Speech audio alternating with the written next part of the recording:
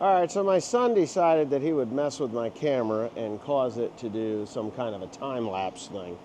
But anyway, with that being said, I am back at the 7810. I've got my glasses on, and we're gonna talk about this thing a little bit, and then we're gonna just do some work. I have to go get, let me go get some gloves. Oh, let me go get some gloves. You gotta have gloves, right? Actually, not really. I should have bifocals on. I really shouldn't need bifocals, but apparently I need the safety glasses that have the who's and what's it's already built in. The who's and what's it. You know what a who's and what's it is? So I got baby powder, and I put that on my hands before I insert them in the gloves anymore because my hands they sweat. And when they've been in these gloves for a while, they get even sweatier and nastier. But a little bit of baby powder, I'll probably die of vaginal cancer or something, you know, like that's what they tell me. If you use baby powder, you're going to get vaginal cancer. But I don't think I have a vaginal, so I think I'll be okay. But anyway, with that being said, yeah, so I do that, and then I can take these gloves on and off pretty easy and actually reuse them if I have to. So I'm going to do a bit of a recap because I don't know where I left off. Let me flip you around here, and we're going to take a look. So here is the clutch pack. You can see that I beat them off. I used the air hammer. That's right there. I used the air hammer to put that back on with. These are two friction, or not friction discs, spring discs, and they are, you have to tighten that back out. So all I did was I loosened this nut up, took it all apart, found out that the packings and everything were fine, put it all back together again, and then put it back into its position where it should have been all along, right? So, yeah. All along. Unless I missed something and went one turn too far, which for some weird reason, it actually looks as though it's one turn too far, but it is flat on there. And that doggone thing has got to be able to release the, it's got to be able to release the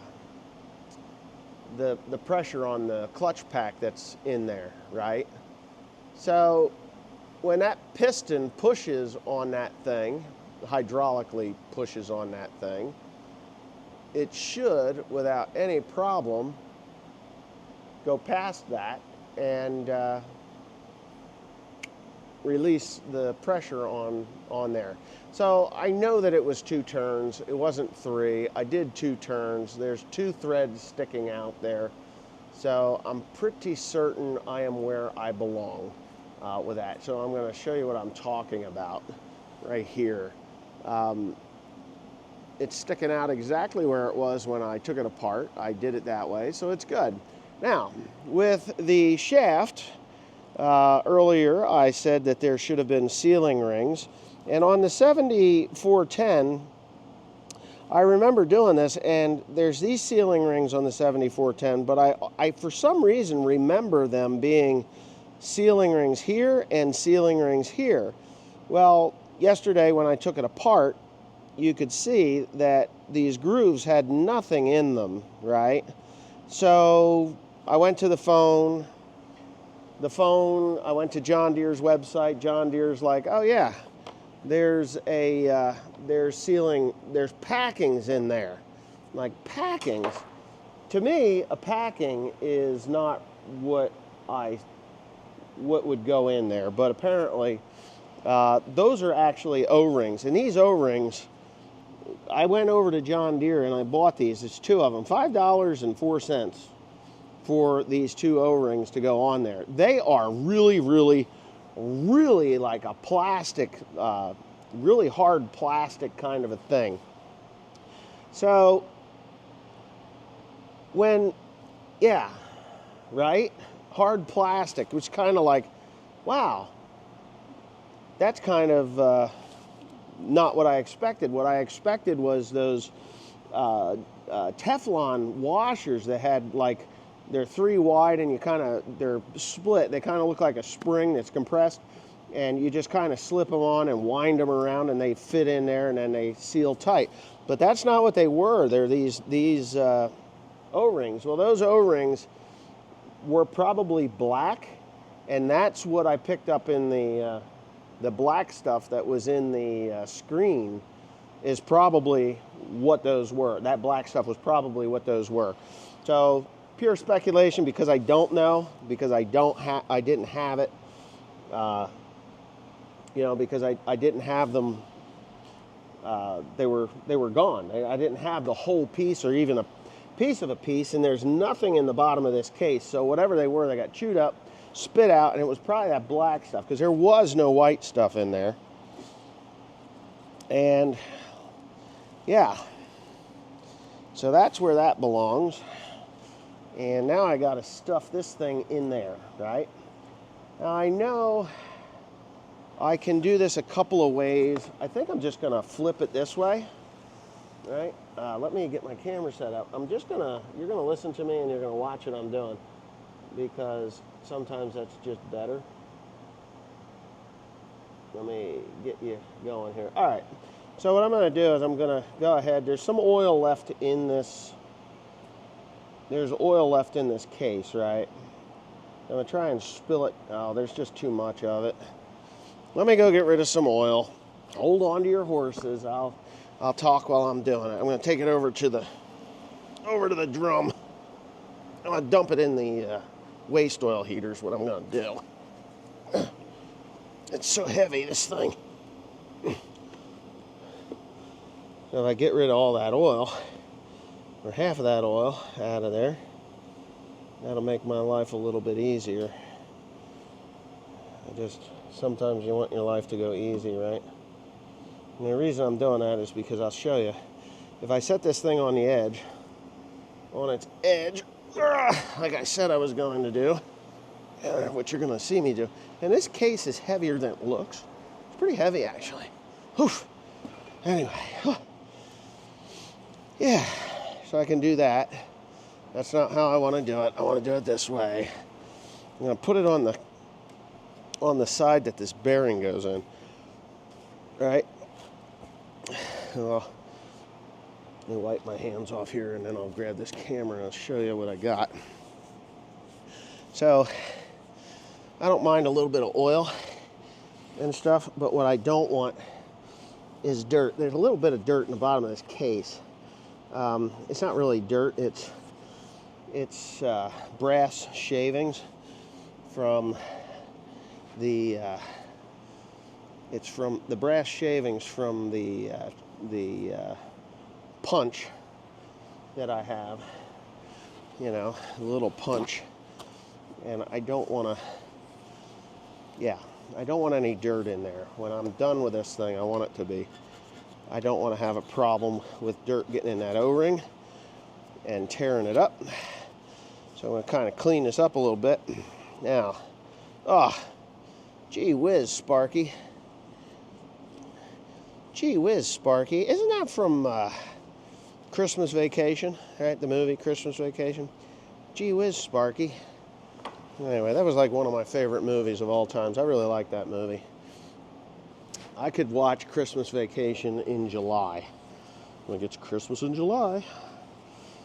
My ex-wife absolutely hated that movie, because I would sing, Mela Kalikimaka is a wise way to say Merry Christmas to you. And she would just go gonzo nuts over that. But, I think that's why she divorced me, over that movie. Anyhow. Oh, the days of our lives, right? So, there's nothing wrong with this bearing at all. I actually suspect that somebody has had this case apart once before. I can't confirm it. I don't see that it was, but I just have this stupid suspicion.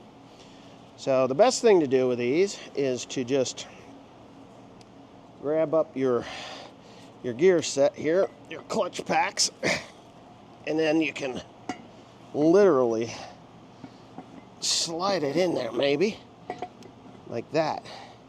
right? So in the bottom of that thing, in the bottom of that thing of this gear set, there's a thrust washer, and that thrust washer, it has it allows, there's 2 grooves in it, which allows oil to escape out the sides. Now, why is it? Here it is. This is what I'm looking for.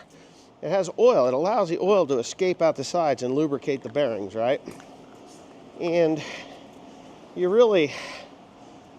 got to be careful. You don't want it to drop out, because it can drop out on you, and then you're kind of screwed. You don't know what you got. It's like, oh crap, it fell out. And if you don't catch it right away, guess what? You put it together, and your thrust washer is missing. And then what do?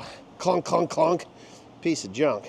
So, if you're assembling an engine or anything like this, you want to use a motor. You can use a motor assembly grease. I don't like to use regular lithium grease on assemblies like this for a simple reason. God, that's full of oil. I don't like to use that because when you use an assembly lube like this, it's thin. It's actually quite thin. And if you use like a regular lithium grease or whatnot, it's not very thin. It can actually cause you problems, because if it's chunky, the soap that's in it is just there's too much soap in it, let's put it that way. And if you're using assembly lube like this, and when you start your tractor up, the minute that hydraulic oil hits that, or engine oil or whatever, it just dissipates into the oil, and you're good. So always, I hope you've been able to see that, but there, always lube it up. You don't have to do the bearings. Yeah, you don't have to do the bearings. So you can see what I'm doing. I'm going to go ahead and I'm going to drop this thing down in there. And you want to be very careful. Treat this thing like it's a camshaft, because those bearings, right, or those new, what do you call them? Those new O-rings, sealing rings or packings. There you go. So that went right down. Everything went in the way it's supposed to. I see the washer down in there.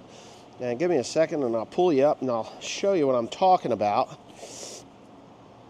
as far as this washer's concerned. Here we go.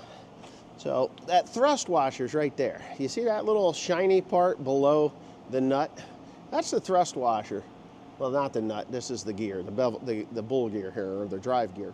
So that there sits on top. That washer sits on top of the bearing that's in there. So she's spinning nice and freely. Now, for the next part, right? You have the cup, the bearing cup. First thing you're going to do is you're going to go ahead and just drop that bad boy right down on there. You can put some assembly lube on that if you want. I don't generally do that. It doesn't need it. It's got enough light oil there to go in, and there you go. See that? Everything fell into place in there. And what I'm going to do, these are the shims. So there's different size shims. You want them to be shimmed pretty good. These shims they get thin, right? They get thin. Well, they're thrusted upon by this shaft when you put it in and out of service. So if you're in four-wheel drive and you want to take it out of four-wheel drive, it thrusts against these shims. So what I like to do is I like to take the thin shim, or the shim that was on the outer side of this thing, and I'm going to lube these just because I want them to stick together.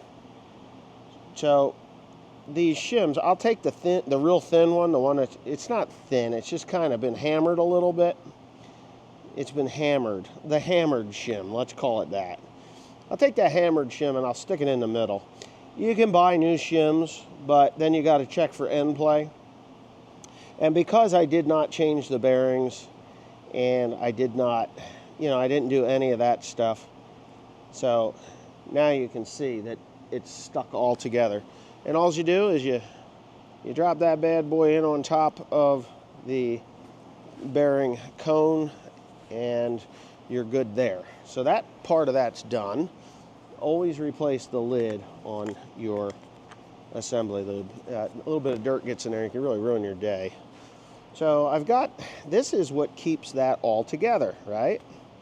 So I didn't clean this, and I think I'm going to just wipe it down with a clean, well, I can use this one, it's fine, it doesn't have to be perfect. I'm just gonna wipe it down, right? Because we don't want any dirt getting on that O-ring, any rust getting on the O-ring. Let's see, you can't see what I'm doing, but here you go, now you can. You don't want any rust getting in there. Keep that O-ring clean. Some guys will come along and spray a cleaner onto these O-rings. I don't suggest you do that because the O-ring will expand or contract depending on what chemical you put on it, right? So clean that up. Take a good long hard look at it. And what I'm going to do, because I'm not replacing that seal, there's nothing wrong with the seal. I'm just going to clean some of that dirt out of there. Right, there's some dirt in there. That is a very thick seal, okay? And you just want to take that dirt out of there. Yeah, I know, I should probably replace it, but I'm not going to do that. Nothing got on the inside of the seal, which is good. I'm going to go ahead and just, you want it to be kind of pliable. Now these are, I think these are two-piece seals. I can see multiple layers of rubber in there. Yeah, they're two-piecers. So anything that could be in there, gently just go around it. I know I'm getting some mechanics all sorts of worked up. Their panties just got into a knot of biblical proportions. It's like, oh my God, I can't believe he just took a sharp-edged piece of metal and put on that seal. Oh my Lord, my heart, my liver. Yeah, it's the end of the world, guys. One lonely farmer did something that you wouldn't do. Holy shit. Excuse my language. Yeah. So now I've got that out of there. It's cool. Good. Looks good. Yeah, I'm going to give it a quick wipe down. I'm going to use a clean cloth. A clean cloth. Uh-oh, somebody's calling me. Give me a second here. That's my wife. I will answer that. Yes, my dear darling love, what's up? Nothing, I'm making a video and you're on it now, so. I am, what are you doing? Well, I'm in the shop working on a tractor. William is in the house with Aunt Beth.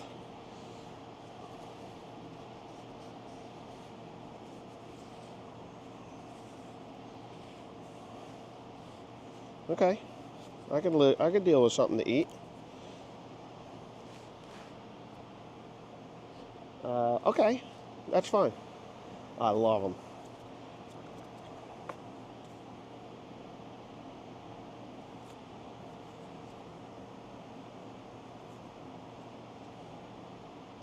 The chicken, the patty. Oh, cool. Yeah, cool. No, Tim took a load of hay. Yeah. You got it. Love you. Bye-bye. Okay, so as you're seeing me put this assembly lube in here, you can put this on seals. It's not going to expand them. It's not going to contract them. It's going to allow them to slip over the steel without tearing stuff up, and life will be all right in the fast lane, right? So that's just the whole ball of wax. I'm also going to put it on this shaft over here. You're not going to be able to see me do it, but I'm just going to put that on there. That'll give it enough lubrication until the hydraulic oil, because this runs in hydraulic oil. Give it enough lubrication until the hydraulic oil gets to where it needs to go. So there it is. The assembly lube is on. I'm going to go ahead and put this up there. And then it goes like so, right? Gently do that. You don't want to get dirt in there. You don't want to have any, you just don't want issues, right? Nobody wants issues. And that's that, ladies and gentlemen. It ain't over till the fat lady sings, and she's really screaming out. She's belting them out now. Now, these bolts did not have a washer or anything on them, right? So these are an 8.8. I think they're a 10 millimeter 8.8, and I could go on my phone and get the torque spec for them, right? Which probably wouldn't hurt. And I don't think this thing's ever been tore apart.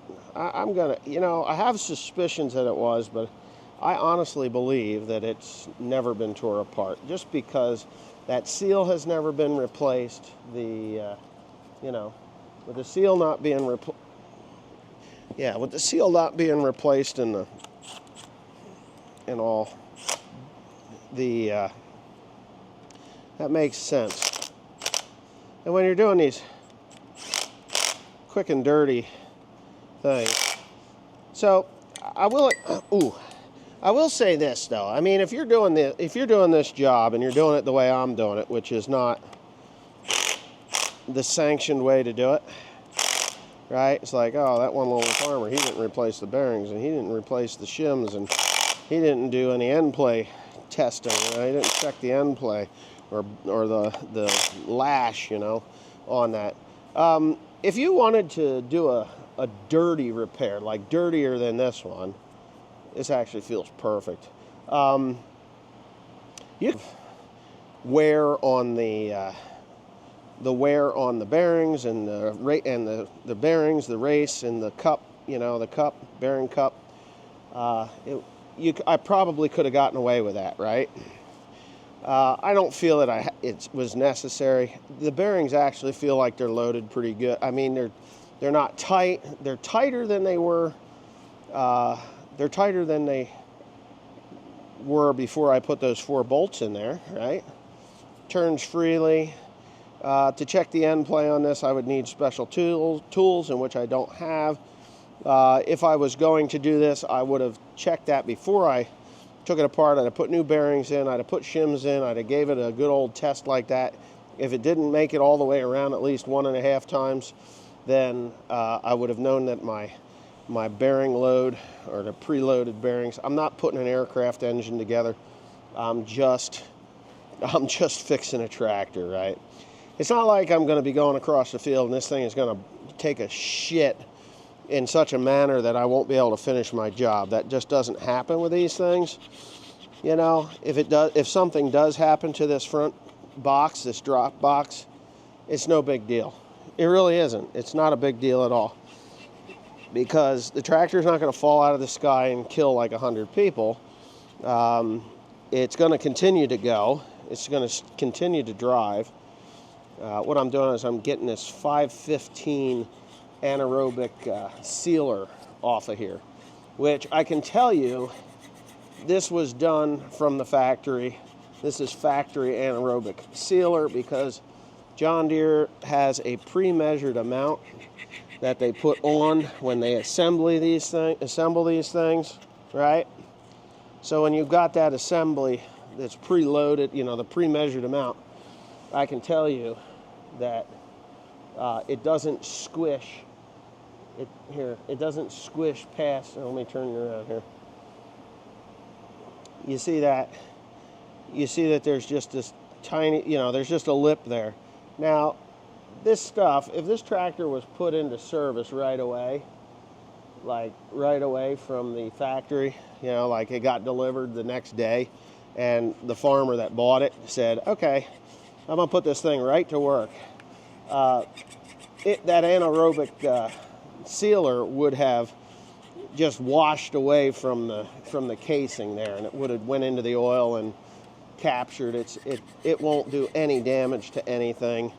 But if it was me and I put it together and I went to the field, you know, I'd put it together, you know, maybe today I'm going to put it in the field. I don't know. Who knows? But it wouldn't be so neat. It would be all like coming out of the edges here. You would see it, and it would just not be as nice and clean as it is right now. So I'm pretty sure that this was never messed with. I know I never did until now. And that was the problem, by the way, those two O-rings. You know, those two O-rings were the problem. So somebody just text messaged me. I'm going to go get a razor blade. Yeah, I'll put those there. Somebody, who the hell texted me? My wife did. I just talked to her like a nanosecond ago. Something on the porch? What is this?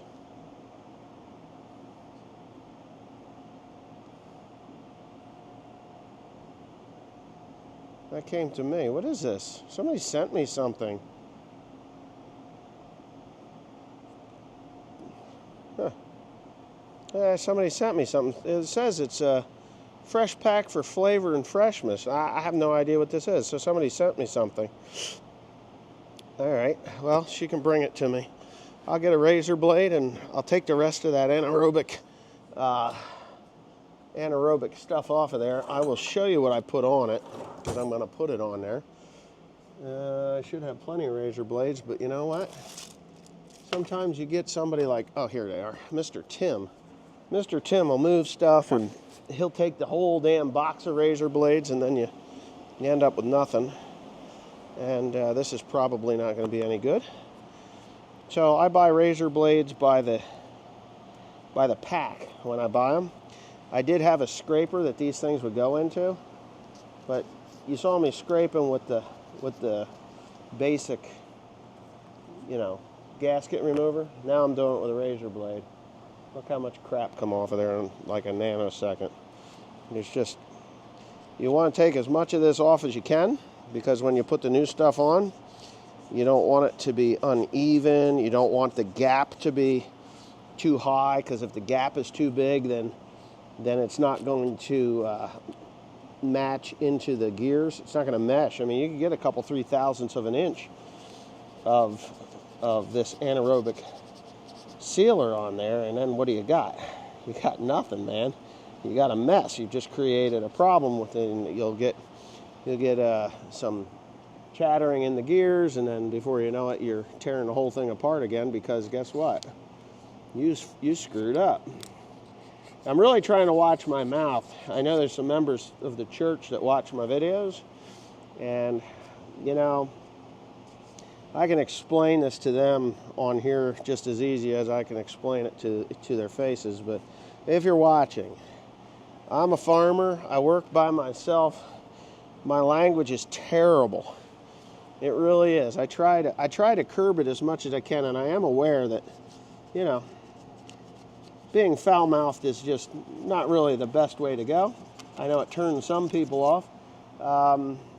I don't care one way or the other for if people don't like my language, but out of respect for the church and my fellow church members, I'm going to try my hardest to not use the foul language that I am used to using. And my son, I don't like cursing in front of him, and it's just, you know, I've just had a foul mouth for so long that it's not easy. You know, what was that old Cheetos commercial? It's not easy being cheesy. It's not easy being a good boy. That's about what it boils down to. Oh, Wesley, you've been bad for so long. I don't know how you can stand to yourself. Well, it's not easy being me sometimes. Sometimes my mouth gets out of control, and sometimes people don't like it. Sometimes, well, I used to say I don't care. Mind your own effing business, but yeah, that's it. I don't want the district minister to watch my videos and be like really appalled by my mouth, so I got to behave myself. And my wife is like, Wesley, the brothers from the church are watching. You got to really watch your mouth. I was like, well, what about you? You watch your mouth, miss my love? I don't curse like you. I get her all offended, you know. But I hope y'all are learning something. I mean, this takes a long time for me to do this because, and you know what? I got to tell you, on the front side of this thing, there's no anaerobic sealer on it. It's like there's nothing there. I go to the back side of it. It's like somebody didn't tighten it up right all the way. Because the back side, it's non-existent. So that means that the tolerances are a little bit less over there. Like maybe they put it up on there, went to lunch, came back, and then torqued it down, and this was already half dry. So this stuff is activated by air. It's activated by air. So if there's air, it's exposed to air, it'll activate, and it goes pretty quickly too. I mean, it seals very fast. But yeah, then I get over here, and then it's like I'm taking an awful lot of it off.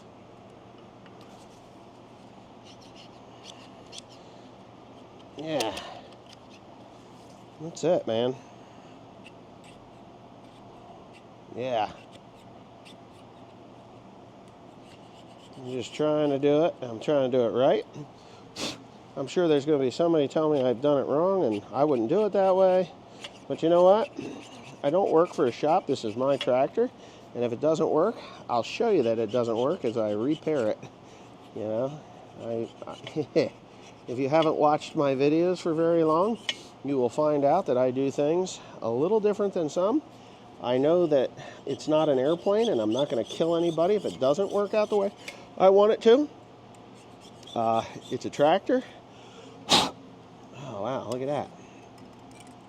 That's another thing. They actually that thing was actually so thick, there was thousandths of an inch on there.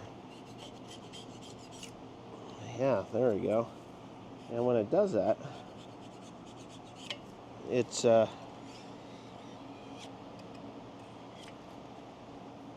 okay.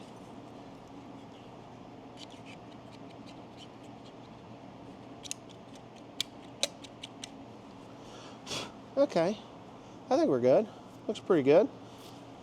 So, let me get another one of these things.